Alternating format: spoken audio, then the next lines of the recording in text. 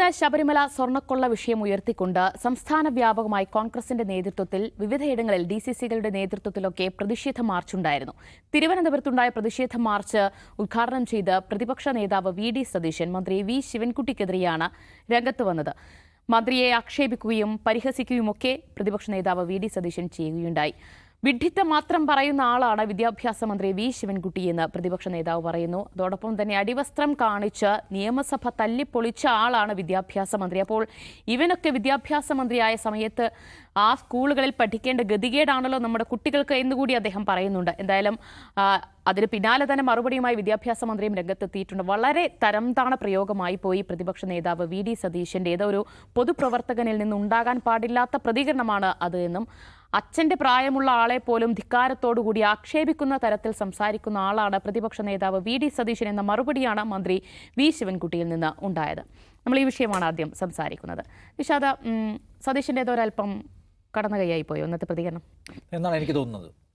രാഷ്ട്രീയത്തിൽ എതിരാളികളെ വിമർശിക്കുക, ആഞ്ഞു വിമർശിക്കുക, കണിശമായി വിമർശിക്കുക, ശക്തമായ ഭാഷ കൊണ്ട് വിമർശിക്കുക എന്നതിൽ തെറ്റൊന്നും പറയാൻ കഴിയില്ല. പക്ഷേ രാഷ്ട്രീയത്തിൽ നാം തിരഞ്ഞെടുക്കുന്ന ഭാഷയും ഉപയോഗിക്കുന്ന ശരീരഭാഷയും എല്ലാം വളരെ പ്രധാനപ്പെട്ടതാണ്. ഇപ്പോൾ വി. ശിവൻകുട്ടിയെ പോലെ സംസ്ഥാന സർക്കാരിലെ ഒരു മന്ത്രിയെ ഇവനൊക്കെ വിദ്യാഭ്യാസ മന്ത്രിയായിരിക്കുമ്പോൾ പഠിക്കേണ്ട ഗതികേട് നമ്മൾക്ക് കുട്ടികൾക്കുണ്ടായിപ്പോയി എന്ന് പറയുന്നതിന് വർത്തമാനകാലത്ത് കാര്യമായ പ്രസക്തി ഉണ്ടെന്ന് എനിക്ക് തോന്നുന്നില്ല. ശിവൻകുട്ടിയുമായി ബന്ധപ്പെട്ട് അന്നത്തെ കെ എം മാണിയുടെ ബജറ്റ് അവതരണം, അതിന്മേലുണ്ടായ സംഘർഷം, നിയമസഭയ്ക്കകത്തുണ്ടായ അനിഷ്ട സംഭവങ്ങൾ, ഇതേക്കുറിച്ചെല്ലാം പറഞ്ഞ് അദ്ദേഹത്തെ വിമർശിക്കാവുന്നതാണ്. പക്ഷേ ശിവൻകുട്ടി എന്ന വിദ്യാഭ്യാസ മന്ത്രിയെ നമ്മളിപ്പോൾ അസസ് ചെയ്യുന്നതിന് ആ ദൃശ്യങ്ങൾ എടുത്തുകൊണ്ട് വരുന്നത് ശരിയായ ഒരു സമീപനം അല്ല എന്നാണ് എൻ്റെ അഭിപ്രായം. അങ്ങനെ ചരിത്രത്തിലെ എല്ലാം എടുത്തുകൊണ്ട് വന്ന് ഇപ്പോഴത്തെ ആളുകളെ ഓഡിറ്റ് ചെയ്യാൻ തുടങ്ങിയാൽ നമുക്ക് പിന്നെ ഇവിടെ ആരും അവശേഷിക്കില്ല എന്ന മൗലികമായ പ്രശ്നം അവിടെ ഉണ്ട്. ശിവൻകുട്ടിയെപ്പോലെ ഒരു മന്ത്രി, ഇപ്പം നമുക്ക് സാധാരണ നിലയിൽ കേൾക്കും, ഈ സർക്കാരിൽ ഏറ്റവും നന്നായി പെർഫോം ചെയ്യുന്ന മന്ത്രിമാരുടെ കണക്കെടുത്താൽ അതിൽ ഏറ്റവും നന്നായി പെർഫോം ചെയ്യുന്ന ആൾ വി. ശിവൻകുട്ടിയാണ്. ഒരു മന്ത്രി എന്ന നിലയ്ക്ക് മാത്രമല്ല, അദ്ദേഹത്തിൻ്റെ ഓഫീസ് അദ്ദേഹം മാനേജ് ചെയ്യുന്ന നിലയ്ക്ക് മാത്രമല്ല, ഒരു മന്ത്രി, ഒരു രാഷ്ട്രീയക്കാരൻ എങ്ങനെ വിഭാവന ശേഷിയുള്ള ഒരാളായിരിക്കണം, അയാൾ സാങ്കേതികമായ കാര്യങ്ങൾ നിർവഹിക്കുന്നതിനപ്പുറത്തേക്ക് എന്തുമാത്രം കാഴ്ചപ്പാടുള്ള ആളായിരിക്കണം, എന്തുമാത്രം എംപതിയുള്ള ആളായിരിക്കണം, എന്തുമാത്രം സഹാനുഭൂതിയുള്ള ആളായിരിക്കണം, എന്തുമാത്രം വിദ്യാർത്ഥികളുടെ മനസ്സ് മനസ്സിലാക്കുന്ന ആളായിരിക്കണം, ഇതൊക്കെ പ്രധാനമാണെന്നിരിക്കെ ആ ഏരിയയെല്ലാം നന്നായി കവർ ചെയ്യുന്ന ആളാണ് വി. ശിവൻകുട്ടി എന്നാണ് നമ്മുടെ സമീപകാലത്തെ അനുഭവം. നമ്മളത് കാണണം. വി. ശിവൻകുട്ടി ഒരു മോശം വിദ്യാഭ്യാസ മന്ത്രിയാണെന്നും അദ്ദേഹത്തിൻ്റെ കീഴിൽ കുഞ്ഞുങ്ങൾക്ക് ഈ സമയത്ത് പഠിക്കേണ്ടി വരുന്നല്ലോ എന്നുള്ള ആക്ഷേപത്തിൻ്റെ കഥ എന്താണ്?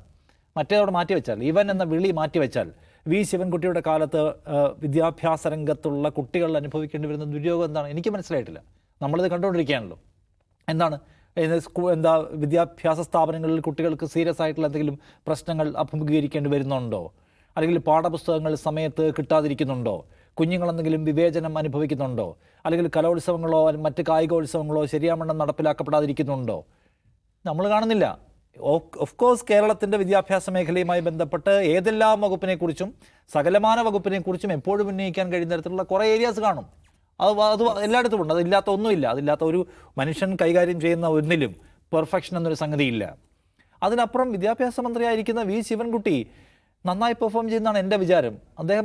ഞാനൊരു പിതാവ് എന്ന നിലയ്ക്ക് അദ്ദേഹത്തിൻ്റെ കാഴ്ചപ്പാടുകളോട് എനിക്ക് റെസ്പെക്റ്റാണ്. കുഞ്ഞുങ്ങളുടെ സ്കൂൾ ബാഗിൻ്റെ ഭാരം കുറയ്ക്കണം എന്ന നിലപാട് അവതരിപ്പിക്കുകയും നടപ്പിലാക്കുകയും ചെയ്ത ആളാണ് വി. ശിവൻകുട്ടി. ഞാനൊരു ബാക്ക് ബെഞ്ചറായിരുന്നു. എൻ്റെ സ്കൂൾ കാലഘട്ടത്തിലെല്ലാം ബാക്ക് ബെഞ്ചേഴ്സ് വേണ്ട, എല്ലാവർക്കും ഒരേപോലെ പ്രാധാന്യം കിട്ടുന്ന തരത്തിലുള്ള ക്ലാസ് റൂമുകൾ വേണം എന്ന അഭിപ്രായം മുന്നോട്ട് വെച്ച് നടപ്പിലാക്കിയാലാണ് അദ്ദേഹം. നമ്മുടെ സ്കൂളുകളിൽ കുഞ്ഞുങ്ങൾ പ്രാർത്ഥനാ ഗാനങ്ങൾ ചൊല്ലുമ്പോൾ അത് സെക്കുലർ ആയിരിക്കണം എന്ന നിർദ്ദേശം കൊടുത്ത ആളാണ് വി. ശിവൻകുട്ടി. ആ ശിവൻകുട്ടിയാണ് മോശക്കാരനാവുക? അദ്ദേഹം ഭരിക്കുന്ന കാലത്ത് അദ്ദേഹത്തിൻ്റെ ക്ലാസ് റൂമുകൾ മെച്ചപ്പെട്ടതാണ്. വിദ്യാർത്ഥികൾ അദ്ദേഹം എപ്പോഴും കരുതുന്നു. കുഞ്ഞുങ്ങൾ അകപ്പെട്ടു പോകുന്ന പ്രശ്നങ്ങൾക്കകത്ത് അദ്ദേഹം നേരിട്ടിറങ്ങി വരുന്നു. അദ്ദേഹത്തെ കുഞ്ഞുങ്ങൾ അപ്പൂപ്പ എന്ന് വിളിക്കുന്നു. അദ്ദേഹം ഇറങ്ങിത്തുന്ന കുഞ്ഞുങ്ങളെ കാണുന്നു ഓരോ വിവാദ സന്ദർഭത്തിലും. ഇപ്പോൾ ഏറ്റവും അവസാനം നോക്കി ഞാൻ ഒരു കാര്യം പറയട്ടെ. ഈ എറണാകുളം ജില്ലയിലെ ഒരു സ്കൂളിൽ ഹിജാബുമായി ബന്ധപ്പെട്ട ഒരു പ്രശ്നം ഉണ്ടായി. ആ പ്രശ്നം ഉണ്ടായപ്പോൾ വി. ശിവൻകുട്ടി സ്വീകരിച്ച നിലപാടെന്താണ്?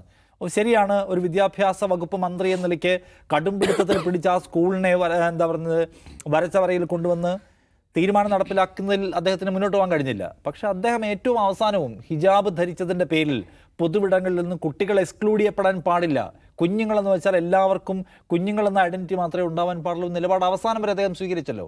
ഇപ്പോൾ ഈ വിമർശിക്കുന്ന വി.ഡി. സതീശൻ്റെ ഏറ്റവും സ്ട്രോങ് ഡിസൈപ്പിളായിട്ടുള്ള അടുത്ത് നിൽക്കുന്ന ആളാണ് ഷിയാസ് മുഹമ്മദ് ഷിയാസ്.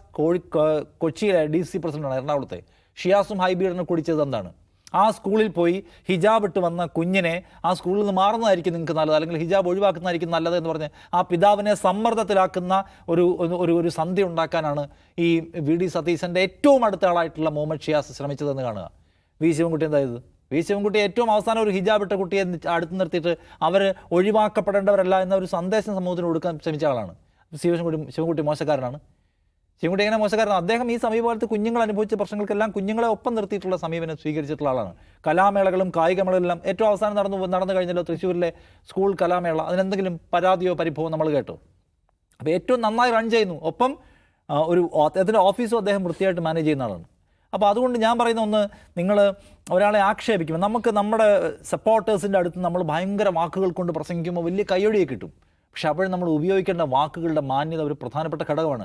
വി ശിവൻകുട്ടിയുടെ പഴയ കാലത്ത് അദ്ദേഹം കെ എം മാണിയുമായി ബന്ധപ്പെട്ട് സ്വീകരിക്കുന്ന നിലപാട്, അതിൻ്റെ പേരിലുണ്ടായ സമരം, അത് കടന്നുപോയ സമരമാണ്, പാടില്ലാത്ത ഒന്നാണ്. ചരിത്രത്തിലെമ്പാടും വേറെയും സമരങ്ങൾ കാണാൻ പറ്റും. ഈ കഴിഞ്ഞ കെ എം മാണിയുടെ വിഷയത്തിലുണ്ടായിട്ടുള്ള നിയമസഭാ സംഘർഷം മാത്രമല്ല, അതിന് മുമ്പുള്ള ചരിത്രം എടുത്താലും ആളുകൾ നിയമസഭയ്ക്കകത്ത് അന്യായങ്ങൾ കാണിച്ച, അതിക്രിയകൾ കാണിച്ച ചരിത്രം കേരള നിയമസഭയ്ക്കുണ്ട്. അതിനകത്ത് എല്ലാവരും പങ്കാളികളാണ്. അതെല്ലാം വലിച്ചുകൊണ്ട് നമുക്കിപ്പോൾ വരാൻ പറ്റുമോ? അങ്ങനെ വരേണ്ട കാര്യമുണ്ടോ? വി ഡി സതീശൻ എന്ന് പറയുന്ന നേതാവ്, അദ്ദേഹം സെക്യുലറിസത്തെക്കുറിച്ചും സാഹോദര്യത്തെക്കുറിച്ചും സംസാരിക്കുന്ന ആളാണ്. അങ്ങനെയുള്ള അദ്ദേഹം വി ഡി സവർക്കറുടെ പടത്തിന് മുമ്പിൽ പോയി നിൽക്കുന്നതും മടങ്ങി നിൽക്കുന്നതും RSSൻ്റെ പരിപാടിയിൽ വിളക്ക് കൊടുക്കുന്നതും നമ്മൾ കണ്ടതാണ്. 2014 മുമ്പുള്ള സംഭവമാണ്. പക്ഷേ 2014 ശേഷം കാര്യങ്ങൾ മാറിയല്ലോ, മറിഞ്ഞു. ഇന്ത്യയിലെ പൊളിറ്റിക്കൽ സിനാരിയോ മാറി, കേരളത്തിലെ രാഷ്ട്രീയ സാഹചര്യം മാറി. സതീശൻ പുതിയൊരു നിലപാട് സ്വീകരിക്കുകയാണ്. ഇല്ല, ആ പുതിയ നിലപാട് ഞങ്ങൾ അംഗീകരിക്കാൻ പോകുന്നില്ല, നിങ്ങൾ അന്ന് വിളക്ക് കൊളുത്തിയ ആളാണെന്ന് പറഞ്ഞ് സതീശനെ ഇപ്പോൾ ക്രൂശിക്കാമോ? സതീശൻ പറഞ്ഞ പഴയ ഏർപ്പാട് വെച്ചിട്ട് ഇപ്പോഴും മന്ത്രിയുടെ പെർഫോമൻസിനെ അസസ് ചെയ്യാമെങ്കിൽ സതീശൻ പറഞ്ഞ സകലമാന സെക്കുലർ വർത്തമാനത്തെയും പഴയ വിളക്ക് കൊടുത്തൽ വിവാദവുമായി ചേർത്ത് വെച്ച് അസസ് ചെയ്യാൻ പറ്റും, നിലയെടുക്കണമല്ലോ. അപ്പം അങ്ങനെയല്ല കാര്യങ്ങളെ കാണേണ്ടത്. അനുയായികളുടെ കയ്യടി എന്ന് പറയുന്നത് നമുക്ക് എപ്പോഴും കിട്ടും. ദിവ്യ, നമ്മളെപ്പോഴും ആലോചിക്കേണ്ട കാര്യം, നമ്മുടെ ഹാർഡ് കോർ അനുയായികൾക്ക് പുറത്തുള്ള മനുഷ്യന്മാർ നമ്മളെ കൈയടിക്കുന്നുണ്ടോ? അതാണ് നമ്മുടെ നേട്ടം. ഇത് ഇവരെപ്പോഴും കൈയടിക്കാൻ കാണും. ഇവർക്ക് പുറത്തുള്ള മനുഷ്യന്മാരെ കൊണ്ട് കൈയടിപ്പിക്കലാണ് പ്രധാനം. അതുകൊണ്ട് നമ്മുടെ എതിരാളിയായിരിക്കുമ്പോൾ തന്നെ ഒരു മനുഷ്യനെ പ്രായത്തെ റെസ്പെക്റ്റ് ചെയ്യണം എന്നൊക്കെ പറഞ്ഞാൽ ചെയ്യേണ്ടതുമാണ്. പക്ഷേ അയാളുടെ ക്വാളിറ്റി അസസ്മെൻറ്റിൽ നിങ്ങൾ മെറിറ്റോറിയസ് ആയിരിക്കണം, ജെന്യൂൻ ആയിരിക്കണം. അല്ലാതെ വെറുതെ എന്തെങ്കിലും വിളിച്ചു പറയുന്നതാണ് ഞാൻ പറയുക. ഇങ്ങനെ വിളിച്ചു പറയുന്ന ഒരുത്തനായിരുന്നു ഇപ്പോൾ ജയിലിൽ കിടക്കുകയാണ്, രാഹുൽ മാങ്കൂടത്തിൽ എന്ന പേര്. ഈ വർത്താനം കൊണ്ടായിരുന്നു കളി മുഴുവൻ. ക്വാളിറ്റേറ്റീവായിട്ടുള്ള ഒരു പണി എടുത്തിട്ടില്ല. എടുത്ത പണി എന്താണ് നമ്മൾ കണ്ടു. അതുകൊണ്ട് ജയിലിൽ കിടക്കുകയാണ്. ജനങ്ങൾക്ക് അയാളോട് അവമതിപ്പ് എന്നുള്ള പ്രധാനപ്പെട്ട കാര്യങ്ങളിലൊന്ന് വർത്തമാനം പറയുന്നതിൽ സൂക്ഷ്മത കുറവും ക്വാളിറ്റി ഇല്ലായ്മയും ഒരു ഹെൽത്തി ഭാഷയിൽ സംസാരിക്കാത്തതാണ്. സതീശൻ അതിൻ്റെ കൂടെ ചേർത്ത് വയ്ക്കലേ. പക്ഷേ മനുഷ്യന്മാർ രാഷ്ട്രീയത്തിൽ നിന്ന് പ്രതീക്ഷിക്കുന്നത് ക്വാളിറ്റിയാണ്. വി ശിവൻകുട്ടി ചെയ്തത് ക്വാളിറ്റി ഇല്ലാത്ത കാര്യമാണ് ചരിത്രത്തിൽ എന്ന് പറയുമ്പോൾ തന്നെ അതിനെ വിമർശിക്കാൻ നിങ്ങൾ ക്വാളിറ്റിയുള്ള വാക്ക് ഉപയോഗിക്കണം. അല്ലെങ്കിൽ എന്താ കുഴപ്പമെന്ന് ചോദിച്ചാൽ, ഇവൻ എന്നൊക്കെ മന്ത്രിയെ വിളിക്കുന്ന ഒരു പ്രതിപക്ഷ നേതാവിനെയാണ് കുഞ്ഞുങ്ങളും കാണുന്നത്. കുഞ്ഞുങ്ങളോട് പറയാനുള്ള പഴയ കഥ നിങ്ങൾ കണ്ടുകൊണ്ടിരിക്കണമെന്ന് പറഞ്ഞാൽ അതേ കുഞ്ഞുങ്ങളോട് വിദ്യാഭ്യാസ മന്ത്രിയെ ഇവൻ എന്നൊക്കെ വിളിച്ച് ആക്ഷേപിക്കുന്ന ഒരു പ്രതിപക്ഷ നേതാവിനെയാണോ കുഞ്ഞുങ്ങൾ ആഗ്രഹിക്കുന്നത്, ഡിസേർവ് ചെയ്യുന്നു? അല്ല. എല്ലാ പൊളിറ്റീഷ്യൻസും നല്ല ഭാഷ, ആരോഗ്യകരമായ ഭാഷ സംസാരിക്കട്ടെ. അതുകൊണ്ട് സതീശൻ്റെ ഈ നിലയ്ക്കുള്ള ഒരു സമീപനം ഒരു നിലയ്ക്കും യോജിക്കാൻ കഴിയാത്തതാണെന്നുള്ള കമന്റാണ് എനിക്കുള്ളത്. ശരി നൗഫൽ, മുഖ്യമന്ത്രി സ്ഥാനത്ത് പിണറായി വിജയൻ ഇരിക്കുമ്പോൾ ശക്തനായ ഒരാൾ തന്നെ പ്രതിപക്ഷത്തിരിക്കുന്നു എന്ന പ്രതീതിയായിരുന്നു. അതിപ്പോൾ പ്രതികരണത്തിലായാലും നിലപാടിലായാലും എല്ലാ കാര്യത്തിലായും ഈ എടുക്കുന്ന സമീപനങ്ങളിലായാലും കയ്യടി നേടിയതായിരുന്നു വി ഡി സതീശൻ്റേത്. പക്ഷേ ഇപ്പോഴുണ്ടായിട്ടുള്ള പ്രതികരണം, ഈ രീതിയിലുള്ള ധിക്കാരപരമായ ആക്ഷേപിക്കുന്ന തരത്തിലുള്ള പ്രതികരണം സതീശന് ഗുണം ചെയ്യുമോ? സതീശനത് ഗുണം ചെയ്യില്ല. പക്ഷേ അതിൽ ശ്രദ്ധിക്കേണ്ട ഒന്ന് രണ്ട് കാര്യങ്ങൾ വേറെയുണ്ട്. സതീശൻ ഈ പ്രയോഗിച്ച വാക്കുകൾ അതൊന്നും ഒരിക്കലും ഒരു പ്രതിപക്ഷ നേതാവിൽ നിന്ന് മാത്രമല്ല, ഒരു രാഷ്ട്രീയ പാർട്ടി നേതാവിൻ്റെ അടുത്തൊന്നും ഉണ്ടാകാൻ പാടില്ലാത്തതാണ്. അതിൽ തർക്കമൊന്നുമില്ല. പക്ഷേ സതീശൻ അത് ഉന്നയിക്കാനുണ്ടായ ഒരു സാഹചര്യം എന്താണ്? വി ശിവൻകുട്ടി നിയമസഭയിലാണ് സോണിയാഗാന്ധിയുടെ വീട് റെയ്ഡ് ചെയ്യണമെന്നൊക്കെ ആവശ്യപ്പെട്ടത്. അപ്പോൾ സോണിയാഗാന്ധിയുടെ വീട് റെയ്ഡ് ചെയ്യണമെന്നുള്ള ആവശ്യത്തിൻ്റെ കാരണം എന്താണ്? അവരുടെ കൂടെ ഉണ്ണികൃഷ്ണൻ പോറ്റിയുടെ പടം വന്നു എന്നുള്ളതാണ്.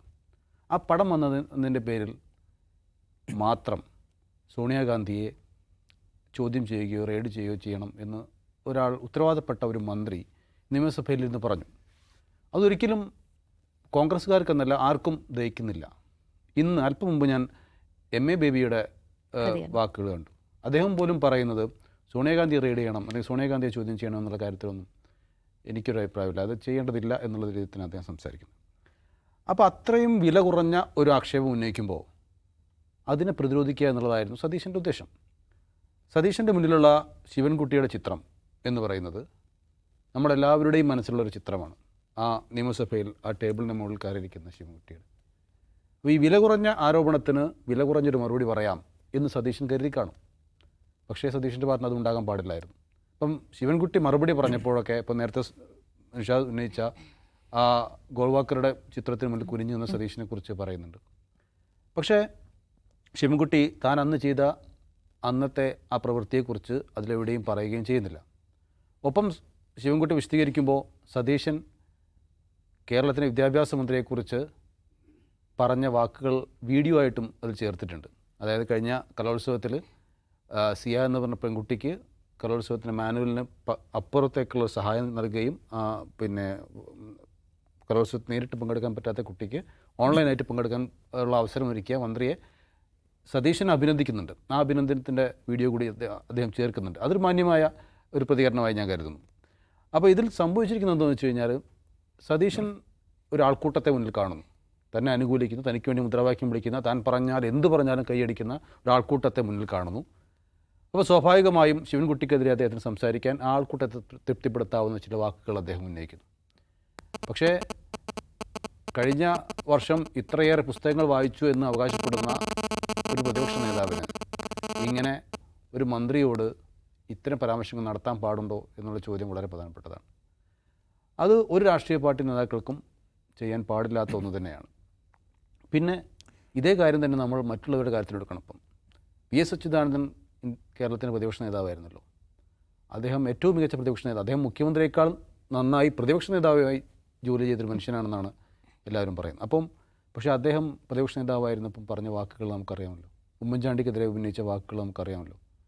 അപ്പോൾ സ്വാഭാവികമായും ഇത് ആൾക്കൂട്ടത്തിന് വേണ്ടി ആൾക്കൂട്ടത്തെ തൃപ്തിപ്പെടുത്താനുള്ള അല്ലെങ്കിൽ തന്നെ അണികളെ തൃപ്തിപ്പെടുത്താനുള്ള വാക്കുകൾ ഉപയോഗിക്കുക എന്ന് പറയുന്നത് ആ കാലമൊക്കെ കഴിഞ്ഞു. ഇപ്പോൾ അതെല്ലാം ഓഡിറ്റ് ചെയ്യപ്പെടും. അത് അപ്പോൾ തന്നെ ഓഡിറ്റ് ചെയ്യപ്പെടും. ആ വാക്ക് എപ്പോൾ ഉന്നയിക്കുന്നോ തുടർന്ന് അപ്പോൾ തന്നെ അത് ഓഡിറ്റ് ചെയ്യപ്പെടും. അതിനുള്ള മറുപടി കിട്ടിക്കൊണ്ടേയിരിക്കുമെന്നുള്ളതാണ്. അപ്പം വില കുറഞ്ഞ ആരോപണം ശിവൻകുട്ടിയുടെ ഭാഗത്തുനിന്ന് ഉണ്ടാകാനും പാടില്ല. അതിനെതിരെ വില കുറഞ്ഞ ഒരു മറുപടി സതീഷിൻ്റെ ഭാഗത്തുനിന്ന് ഉണ്ടാകാൻ പാടില്ല. നമ്മുടെ രാഷ്ട്രീയ രംഗം എന്ന് പറയുന്നത് ഇപ്പോൾ കഴിഞ്ഞ കുറച്ച് കാലങ്ങളായി നമുക്ക് ഇപ്പം വെള്ളാപ്പള്ളി നടേശൻ്റെ വിദ്വേഷ പരാമർശങ്ങൾ നമ്മൾ കാണാം. ദിനേന എന്നോളം അദ്ദേഹം എന്തൊക്കെ പരാമർശങ്ങളാണ് അവിടെ നടത്തിക്കൊണ്ടിരിക്കുന്നത്. അത് നമ്മുടെ ഈ രംഗം വല്ലാതെ കലുഷിതമാക്കുന്നില്ലേ? അതുപോലെ തന്നെയാണ് നമ്മുടെ രാഷ്ട്രീയ നേതാക്കൾ അത്തരത്തിലുള്ള പരാമർശങ്ങൾ പൂർണ്ണമായും ഒഴിവാക്കണം. അത് സതീശനാണെങ്കിലും ശിവൻകുട്ടിയാണെങ്കിലും എല്ലാവരും ചെയ്യണം. അപ്പം ആ അവസ്ഥയിലേക്ക് കാര്യങ്ങൾ കൊണ്ടുപോകണം. പിന്നീട് ഇതിലൊരു പ്രധാനപ്പെട്ട ഒരു കാര്യം, ഈ ആരോപണങ്ങളുണ്ട്. അപ്പോൾ നിയമസഭയിലേക്ക് ഉന്നയിക്കുന്ന ആരോപണങ്ങൾ, ഈ ആരോപണങ്ങളിലൊക്കെ എന്തെങ്കിലും ഒരു യാഥാർത്ഥ്യബോധത്തോടുള്ള ആരോപണം ഉന്നയിക്കണം എന്നുള്ളതാണ്. അത് ഇപ്പോൾ നേരത്തെ നമുക്കറിയാം, സതീശനെതിരെ 150 കോടിയുടെ അഴിമതിയാണ് PV അൻവർ ഉന്നയിച്ചത്. നിയമസഭയാണ്, റെക്കോർഡിക്കലാണ്, അത് അവിടെ രേഖകളിൽ ഉണ്ടാകും. ആ ആരോപണത്തെക്കുറിച്ച് ഇപ്പോൾ അദ്ദേഹത്തോട് ചോദിച്ചാൽ അദ്ദേഹത്തിന് ദേഷ്യം വരും. ആസക്തിയില്ല. അപ്പോൾ ഇങ്ങനെ വില കുറഞ്ഞ ആരോപണങ്ങൾ ഉന്നയിക്കാനുള്ള വേദിയായിട്ടൊന്നും നിയമസഭ മാറാൻ പാടില്ല. പൊതുവേദികൾ ഇതുപോലെ മന്ത്രിമാരെയോ അല്ലെങ്കിൽ ആരെയും ആക്ഷേപിക്കുന്ന വാക്കുകളാൽ നിറയാനും പാടില്ല എന്നുള്ളതാണ്. ശരി, എന്തായാലും പ്രതിപക്ഷ നേതാവ് VD സതീശൻ സ്വയം ഒരു വിലയിരുത്തൽ നടത്തട്ടെ, പറഞ്ഞത് ശരിയായി പോയോ തെറ്റായി പോയോ എന്നത്.